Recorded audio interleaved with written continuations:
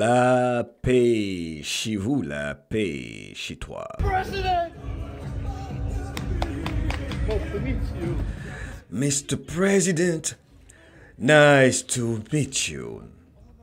Heureux de vous rencontrer, monsieur le président Trump, disait le président argentin Javier Milei, qui va déclassifier et publier tous les documents concernant les criminels nazis qui ont émigré en Argentine après la Seconde Guerre mondiale. Quelle époque pour être vivant peuple de la planète.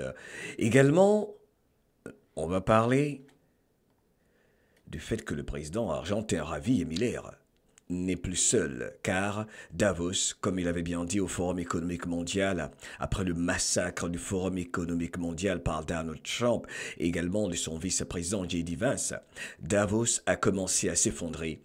Le temps des mondialistes est compté. Quelle époque! Quelle époque pour être vivant peuple de la planète! La fin de leur monde, c'est l'âge d'or. 2025 continue, en tout cas, d'être l'année où les conservateurs mettent en œuvre leur politique de la manière la plus décisive, laissant leur empreinte et ouvrant la voie à un avenir meilleur. Car on sait tous que Javier Milei avait retiré l'Argentine de l'Organisation mondiale de la santé, suivant les traces de Donald John Trump. Également, le soutien européen à l'Ukraine en plein désarroi.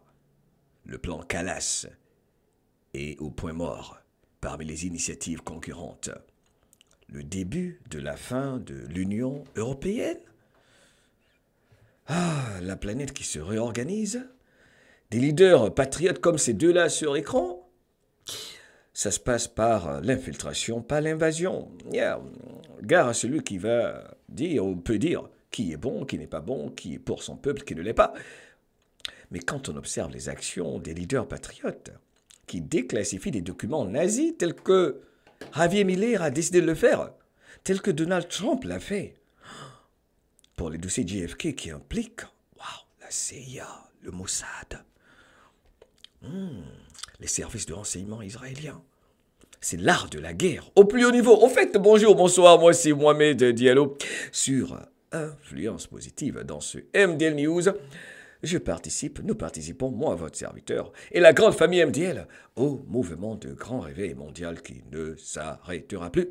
La prise de conscience collective des peuples de la planète qui se rassemblent, qui se retrouvent malgré la censure, malgré la réalité inversée, qui n'est plus facile à inverser, car les soldats digitaux, les soldats numériques que vous êtes, vous connaissez, sont présents et font un travail remarquable.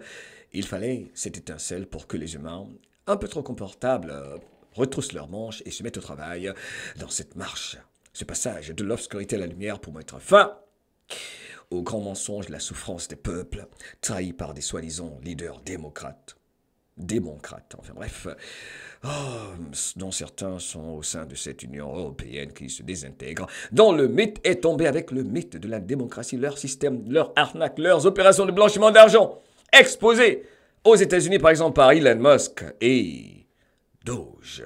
Quelle époque pour être vivant. Les patriotes se retrouvent. Capsule résumée, un tant soit peu de ce que nous vivons sur cette planète. Le grand changement.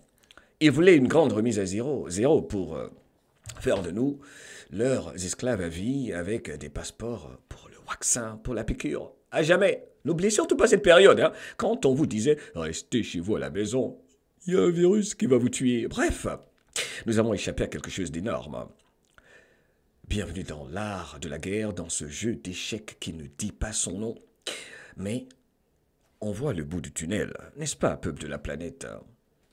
Le ciel s'éclaircit de plus en plus. C'est une expérience de mort imminente, un tant soit peu, qui a des variations par endroits. Évidemment, on pense à toutes les victimes sur cette jolie planète, où que ce soit, que la paix, l'abondance, la prospérité, la souveraineté vraie règnent pour tous ceux qui vivent et respirent. Abonne-toi, partage encore une fois ton serviteur, Mohamed Diallo, car tu n'es pas n'importe qui. Ne l'oublie pas. Alors, commençons donc par le premier article que j'ai sélectionné pour cette intervention. J'estime qu'il est hyper importante, car le président argentin marche sur les traces de Donald Trump. Nous sommes donc dans la phase des divulgations, des publications, car l'article dit que la lumière soit faite. La lumière est en train d'être faite. Bienvenue dans leur apocalypse, dans les révélations sur eux, les menteurs de l'état profond, la cabale exposée partout. Car les vents en guerre aujourd'hui ne peuvent plus se cacher. Ils sont obligés de commettre leurs crimes dans l'ombre purée. Javier Miller donc va déclassifier et publier tous les documents concernant les criminels nazis. C'est le terme que j'aime beaucoup dans ce texte. Les criminels nazis donc qui ont émigré en Argentine après la Seconde Guerre mondiale, ça fait penser immédiatement à Hitler, n'est-ce pas? Ok, avec toutes les théories possibles. La réalité historique de la migration des criminels nazis vers le continent américain ne peut plus être niée. Alors cet article est hyper important, hein? Il date du 25 mars 2025, c'est-à-dire aujourd'hui, oui, publié par le Gateway Pundit. Je vais mettre ça sur l'écran parce que c'est tellement beau. Waouh, il y a des lions qui rugissent partout. Les choses se précisent. L'alliance, maintenant, se montre. Donc je disais que la réalité historique de la migration des criminels nazis vers le continent américain ne peut plus être niée, car de plus en plus de documents officiels sont communiqués à la population.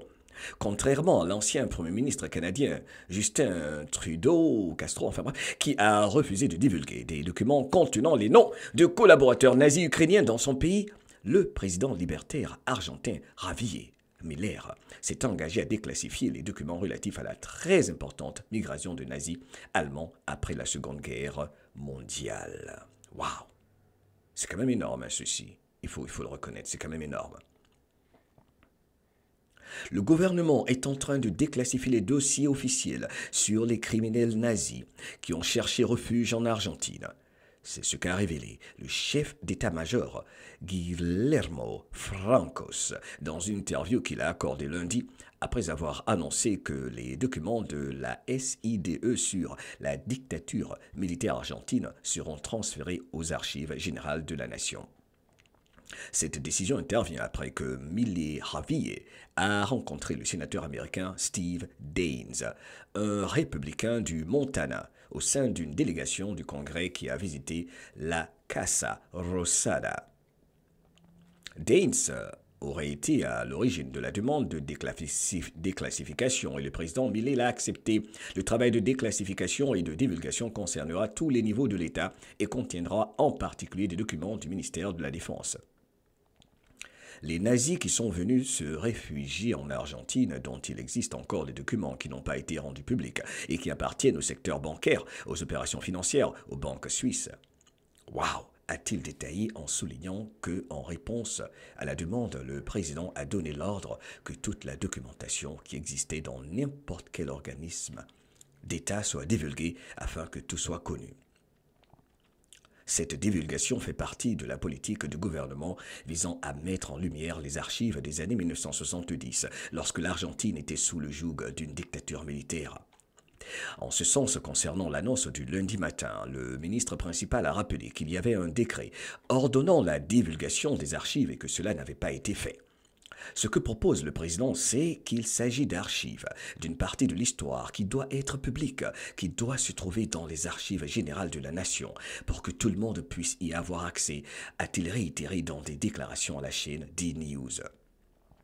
Une publication déjà historique de par son annonce uniquement s'inscrit dans le cadre de la politique du gouvernement visant à mettre en lumière les archives des années 1970 lorsque l'Argentine était sous le joug d'une dictature militaire.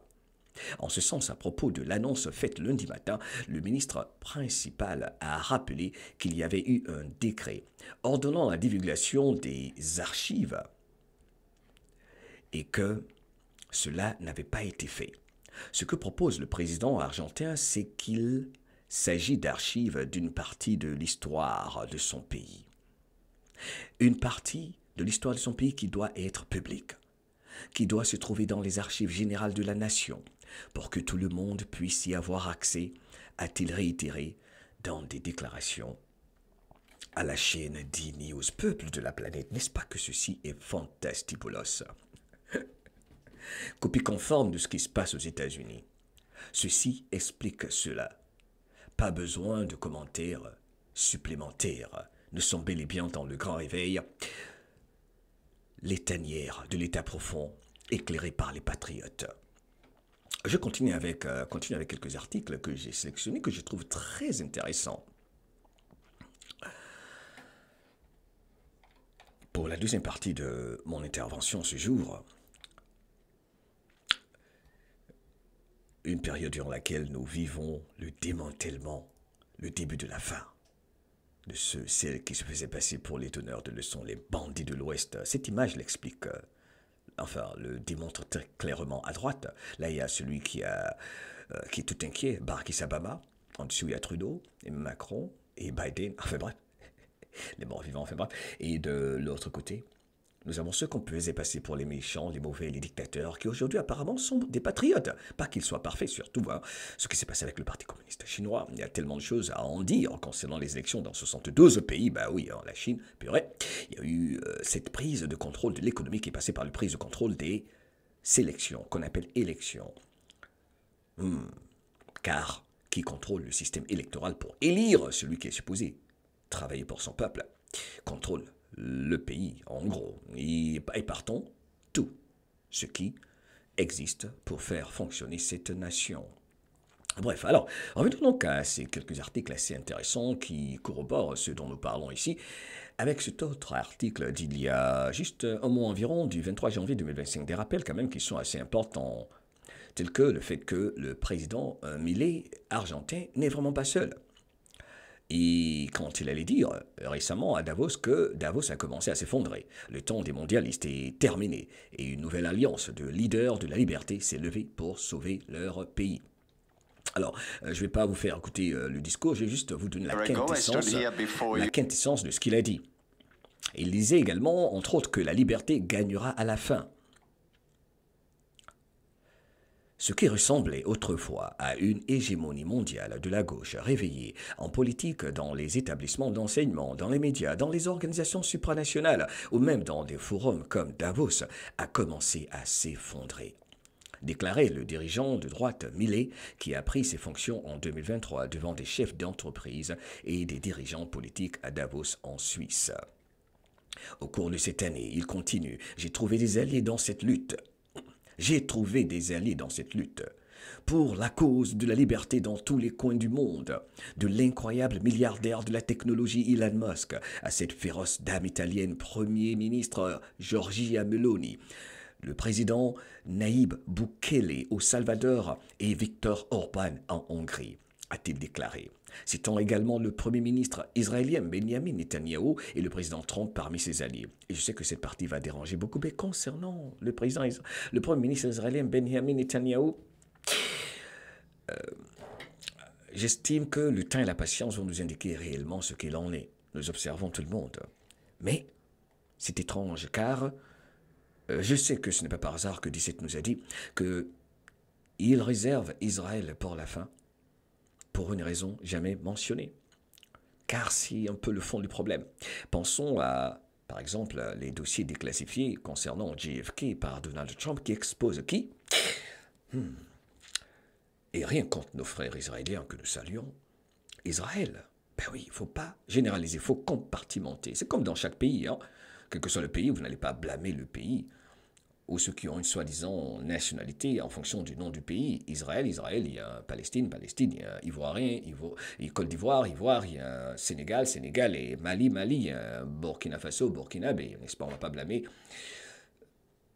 le peuple pour ce que font un petit groupe de personnes. Bien qu'on souhaite que tout le monde fasse comme les braves membres de l'État de l'Alliance du Sahel, dont le brave président, qui est déjà rentré dans l'histoire en ce qui me concerne, Ibrahim Traoré, qui inspire des millions de jeunes Africains, Assimi Goïta au Mali et bien sûr Abdurrahman Chiani du côté du Niger, entre autres. Donc les présidents patriotes s'affichent et font le travail pour le peuple et surtout le plus important, c'est la collaboration avec leur peuple. Car c'est de cela qu'il s'agit, ils doivent servir le peuple. Alors continuons donc avec ce discours qui est très important, qui va dans le sens de ce dont nous parlons, à savoir le début de la fin de l'ancienne garde, la vieille garde. Alors, il continue dans son discours devant le Forum économique mondial qu'avait déjà détruit auparavant Donald Trump et J.D. Vance, son vice-président. Purée, le Forum économique mondial en prend des coups récemment. Ils prennent beaucoup de coups. Il dit lentement, une alliance internationale s'est formée entre toutes les nations qui veulent être libres et qui croient aux idées de liberté, a-t-il déclaré, déclarait-il donc. Javier Miller, donc, qui s'était rendu à Davos pour avertir que la bataille n'est pas encore gagnée. C'est important ceci. Bien que l'espoir, disait-il, ait été ravisé, il est de notre devoir moral et de notre responsabilité de démanteler l'édifice idéologique d'un réveil maladif. Les woke qui parlent des woke, le système woke, ok? Je trouve que ceci est fantastique. Qu'en pensez-vous? Dans les commentaires, c'est extraordinaire. Et même là, il ne faut pas oublier également qu'il avait retiré, tout comme l'a fait Donald Trump, l'Organisation mondiale, et l'Argentine, pardon, de l'Organisation mondiale de la santé. Javier Milei, oui, a retiré l'Argentine de l'OMS. Que faites-vous dans votre pays? Dites-moi. Oui, parce que, vous savez, il faut faire attention à cette entité. C'est comme la Cour pénale internationale. Vous avez signé des accords avec nous, ça a été ratifié. Donc, hey, il faut vacciner les chèvres, vacciner les moustiques, vacciner les cafards, vacciner les abeilles, vacciner le ciel. Il le vaccine déjà avec les chemtrails. Vacciner la pluie. Et vacciner les nuages, ok, je l'ai déjà dit, ok, vacciner quoi? Dans les commentaires, vacciner le désert en entier, vacciner les rivières, il faut tout vacciner. Il faut vacciner tout ce qui bouge, tout ce qui existe, tout ce qui vit et respire. Donc, chaque président aujourd'hui dans son pays doit vraiment, non seulement, après cette souveraineté sur le plan politique, penser à la souveraineté médicale, la souveraineté économique, cela va de soi, la souveraineté totale sur tous les plans. Il y a des marins partout, le peuple doit faire sa part, se lever et poser des questions aux soi-disant leaders. Si vous êtes un patriote, pourquoi est-ce que vous coopérez avec l'OMS? C'est quoi le problème? Ces histoires de... Non, c'est peut-être pour piéger l'OMS. Non. C'est quoi le problème? Très important. Alors, l'action de Javier Milei, donc, se retirant de l'Organisation mondiale de la santé, évidemment, fait écho à celle de son allié, le président américain Donald Trump, qui a entamé le processus de retrait des États-Unis de l'OMS par un décret dès le premier jour de son retour au pouvoir le 21 janvier. La décision de l'Argentine, pour sa part, fut basée sur de profondes différences dans la gestion de la santé, en particulier pendant la pandémie Covid-19, a déclaré le porte-parole Manuel Adorni lors d'une conférence de presse à Buenos Aires. Il a ajouté entre autres que les directives de l'OMS de l'époque avaient conduit à la plus grande fermeture dans l'histoire de l'humanité. On se souvient, avec tous ces artistes payés. Portez les masques, prenez la piqûre. Au fait, c'est ton corps, Toi qui me fais l'honneur de regarder mes capsules, mes lives, nos lives sur nos différentes chaînes. C'est ton corps, protège-le, c'est ton temple, car, comme l'a dit 17, cette source d'intelligence militaire, il y a une guerre contre ton ADN pour changer le code de Dieu. Ne laisse pas les satanistes exposés à l'agonie le faire. Ils veulent emporter beaucoup de gens avec eux. Alors, continuons maintenant avec 2025, encore une fois, qui continue d'être l'année où les conservateurs, les patriotes, mettent en œuvre leur politique de la manière la plus décisive, laissant leur empreinte et ouvrant la voie à un avenir meilleur pour l'humanité entière. C'est le monde de la centralisation contre celui de la décentralisation. C'est comme ça qu'on contrôle les nations de la planète, de par le monopole de tout. Ok. Alors, venons-en maintenant à la deuxième partie, fin de mon intervention dans ce MDL News. Ouais, MDL News, pourquoi pas, ok. Ça aurait pu être également MDL Finance. Bon, MDL News, pourquoi pas. Alors, ceci est très intéressant. J'ai sélectionné une série d'articles. Ce sont des articles récents, je vais mettre ça sur l'écran. Très intéressant. C'est vraiment la fin de ces plaisantins-là. Ces plaisantins-là sur votre écran. Ces plaisantins. Ok, je vais lire cet article qui est très intéressant du 21 mars 2025 du Gateway Pundit. Mais avant de le lire, je dis encore une fois, abonne-toi, partage, on veut atteindre les 100 000 abonnés, on va le faire. Pourquoi pas, il faut être optimiste. Car notre chaîne Moment de Live fut suspendue, on était à 89 000, pourquoi pas? Car les médias, c'est vous, c'est nous. On fait notre part. Ok, let's go, let's do it. Alors, entre autres, l'actualité américaine, dans la plus grande des simplicités, sans compliquer quoi que ce soit ou voulant se faire passer pour quelqu'un qui ne respire pas. Le soutien européen à l'Ukraine en plein désarroi. Le plan Kayas ou Kalas est au point mort parmi les initiatives concurrentes après que le président Donald John Trump a sévèrement réduit l'aide américaine à l'effort de guerre en Ukraine. Les mondialistes européens ont bondi prêts à prendre les choses en main. Prendre les choses en main, c'est plaisantin. Mais cette position n'était pas organique, elle résultait plutôt de l'ambition de chefs de gouvernement très impopulaires, comme le Britannique Keir Starmer et le Français Emmanuel Macron, ainsi que de gros bureaucrates comme la commissaire Ursula von der Leyen et la nouvelle diplomate der Leyen, c'est pas facile de lire ces noms, et la nouvelle diplomate de haut rang, Kaja Kallas. Ok, Kaja, enfin bon. Le résultat est que vous avez maintenant plusieurs initiatives concurrentes et contrastées, et aucune d'entre elles n'évolue particulièrement bien. Kaja Kallas, par exemple, avait de grands espoirs d'obtenir jusqu'à 43 milliards de dollars d'aide militaire pour le régime de Kiev. Mais à la fin du sommet des dirigeants de l'Union européenne, le plan de Mme Kallas a été réduit à plusieurs reprises et est pratiquement mort. Les problèmes ont commencé, selon plusieurs diplomates de l'Union européenne, dès le début du plan, lorsque l'ancien Premier ministre estonien n'a pas réussi à obtenir l'adhésion préalable de parties prenantes cruciales. Le processus a été bâclé, a résumé l'un des diplomates présents. Le début de la fin de ces plaisantins. La formulation initiale du plan Kayas prévoyait d'envoyer à l'Ukraine, et oui, comme d'habitude au moins, 1,5 million de dollars, n'est-ce pas, et également des munitions d'artillerie en 2025. Cette idée présentée le mois dernier qui fut rejetée par un veto hongrois. Elle a alors réessayé, misant sur une coalition d'États désireux de puiser dans leur stock d'armes et leurs coffres nationaux pour fournir jusqu'à 40 milliards d'euros d'aide militaire à l'Ukraine cette année. Alors les va-t-en-guerre, maintenant on les connaît, ils veulent pas la paix, sont des opérations de blanchiment d'argent. Malheureusement donc pour elle et pour l'Ukraine, son plan n'a pas résisté à l'impact de la réalité d'une Union européenne où l'intérêt à faire des sacrifices pour Kiev varie considérablement d'un pays à l'autre maintenant. Les nations du Sud, beaucoup plus éloignées de la menace russe, sont moins enthousiastes que celles de l'Est ou du Nord. En fin de compte, même la France, la plus grande puissance militaire de l'Union, a hésité à donner son feu vert au programme d'aide. Ne trouvez-vous pas ceci quand même assez intéressant?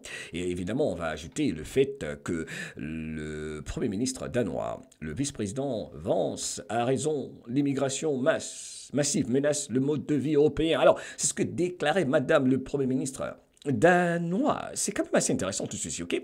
Danish, Denmark, ok. Le Premier ministre du Danemark, Mette Frederiksen, fut l'une des rares personnes qui dirige, n'est-ce pas, une nation de cette Europe, à ne pas avoir complètement trahi la base ouvrière de son pays. Elle a récemment stupéfié les politiciens de l'établissement en appréciant l'affirmation du vice-président américain J.D. Vance, selon laquelle l'immigration de masse détruit le tissu social de l'Europe. N'est-ce pas que c'est encore la stratégie de l'infiltration de la cabale, de l'État profond, pour détruire une nation de par cette crise migratoire orchestrée qui encourage le trafic humain, le trafic de drogue, le trafic d'enfants, le trafic de toutes sortes, le trafic sexuel. Dont sont victimes beaucoup d'innocents, y compris beaucoup d'immigrants qui malheureusement sont exploités en leur faisant croire que oui, on a besoin d'étrangers chez nous, mais évidemment, les humains ont besoin les uns des autres. Mais il y a un plan machiavélique, sataniste, obscur, exposé de ceux et celles derrière cette orchestration de crise migratoire partout de par le monde, au Canada, partout, hein, c'est pas même en Afrique que ça se passe. Ben oui, on n'en parle pas trop. Ben oui, les crises migratoires se passent partout depuis très longtemps. Ce trafic humain, il rapporte plus que tout. Beaucoup de personnes qui travaillent comme des esclaves partout, souvent sous-payées. Oui, l'esclavage qui a changé de forme. Mais dans le fond, c'est pareil. Les gens sont toujours exploités, sous-payés ou travaillent plus qu'ils ne doivent, payent les impôts qui en plus constituent une arnaque. Bref, on voit donc qu'il y a des désaccords énormes au sein de cette soi-disant Union européenne. Et comment ne pas parler du fait que Mélanie, elle se distance, elle est en train de prendre ses distances vis-à-vis de cette Union européenne. Elle a refusé carrément d'envoyer des troupes en Ukraine. Ok? Donc, les choses se clarifient, ok? Il y a tellement d'articles que je peux partager, n'est-ce pas, avec les désaccords au sein de l'Union européenne. Dites-moi dans les commentaires ce que vous pensez de tout ceci, parce que je pense qu'en ce qui me concerne, les va-t-en-guerre sont exposés, parce que sans le soutien des États-Unis, c'est carrément leur fin. Et on voit maintenant des déclassifications des opérations nazies. Purée, l'histoire est en train d'être réécrite. C'est ce que je crois. Ok, au fait est que jamais ta liberté ne s'arrête là où commence la peur de celui ou celle qui a peur de prendre ses responsabilités. Plus de peur que de mal. Ne laisse personne baisser des vibrations en te faisant croire que c'est la soi-disant fin du monde et que tout doit exploser. On doit voir le feu partout. Selon des dogmes, des croyances, il faut que tu te libères de tout ça, ne fais pas la peur. Le bon Dieu est tellement bon. Regarde la beauté de la nature, la magie de ce qui existe. Il n'a pas créé tout ça pour nous faire souffrir. Ne penses-tu pas, non mais sérieux, dis-moi dans les commentaires, ne penses-tu pas que le bon Dieu n'a pas créé tout ce qui existe? Regarde les océans, regarde les montagnes, regarde toutes ces fleurs dans la nature. La beauté de sa création, c'est pour qu'on souffre? Non, c'est pour qu'on en profite et surtout qu'on fasse notre part. Mais il y a un petit groupe de personnes, des voleurs, des bandes, des voyous, qui en face maintenant ont des patriotes debout, qui disent non, comme ceux sur cet écran qui se retrouvent, qui se rassemblent, en réveillant les peuples de la planète. De par l'infiltration, la tactique, la stratégie des va-t-en-guerre a été utilisée contre eux. C'est de cela qu'il s'agit, peuple de la planète. Pas facile à comprendre, on essaie de simplifier la géopolitique que simplifient les leaders patriotes qui se retrouvent, car œuvrant pour la vie, pour l'humanité, pour l'équité, contre ceux qui monopolisaient le tout de par le triangle sataniste, avec l'axe spirituel au Vatican, l'axe économique à Londres, les Rothschild, l'axe militaire à Washington, D.C., le Pentagone, la CIA, le FBI, tous exposés leurs corollaires, tous ces services de renseignement. Tu es en train de vivre quelque chose dont tu parleras à tes enfants, tes petits enfants. C'est historique, c'est biblique, ce n'est pas facile, c'est loin d'être fini. On a besoin de tout le monde, il ne faut pas dormir sur ses lauriers. Partout, les leaders qui mènent le combat pour maintenir la guerre sont en train d'être exposés. Tous ceux qui sont pour la guerre, qui constituent leur source de financement de par les opérations de blanchiment d'argent que constituent ces soi-disant attentats terroristes, qui pour la plupart sont financés par l'un des terroristes eux-mêmes, par ceux qui sont supposés lutter contre les terroristes. Vous voyez comment c'est complexe. Ils sont carrément en train d'être exposés par les actions de Donald Trump, des Javier Miller, des Bukele au Salvador, de l'AES au niveau de l'Afrique, de Vladimir Poutine. C'est la réorganisation de la planète, c'est loin d'être parfait, on pense aux victimes, mais je reste positif. Et toi, dis-moi dans les commentaires, I love you, abonne-toi, partage.